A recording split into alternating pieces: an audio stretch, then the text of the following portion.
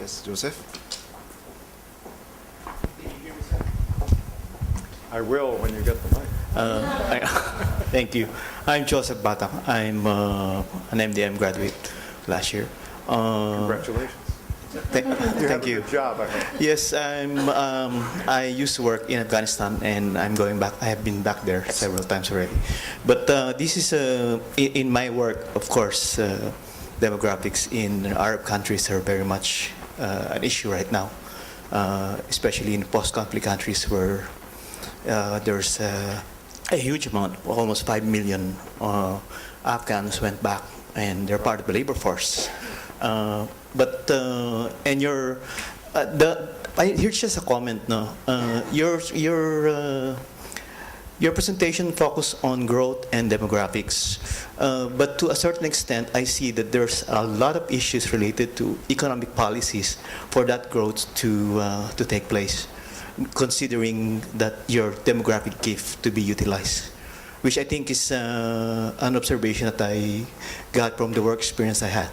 Plus, as I see these North African countries where there's a lot of unemployment on the youth sector, which is very significant in terms not only on demographics and growth, but on economic policies related to growth. Has there been anything related, a link to your study on this to the policies that that utilizes that demographic gift more properly?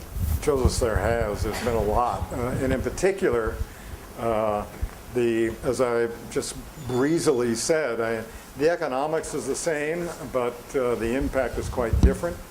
There's just a lot of attention being paid to China's demographic issues in its future. The impact of the one-child policy, which looks to be just absolutely phenomenal, going to be really big in the future. So that case is being analyzed.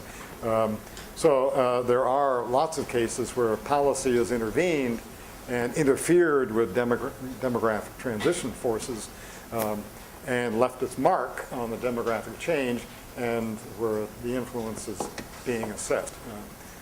So that was a lot. Then you had a second point, and I've forgotten what it was, because I had a great answer.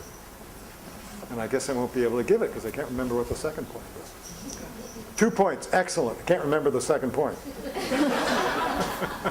Do you remember what the second point was, Joseph?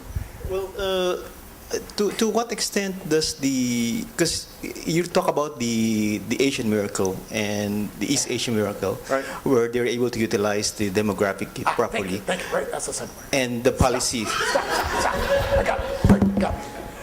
And the best example of this, maybe the Philippines is the best example, but the example that's often cited is the Middle East, where they have not, other forces, accumulation, productivity improvement, and so on, has not made them take advantage of the gift.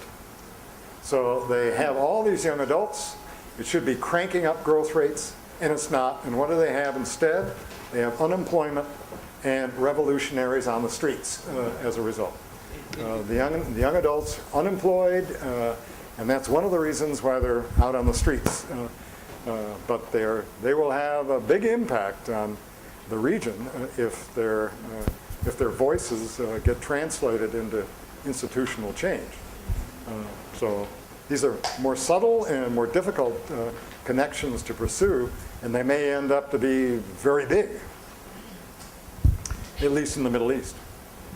So the moral of the story is the same demographic forces produces a lot of unemployed young adults, whereas in East Asia it produced a rapid growth rate, a more rapid growth rate.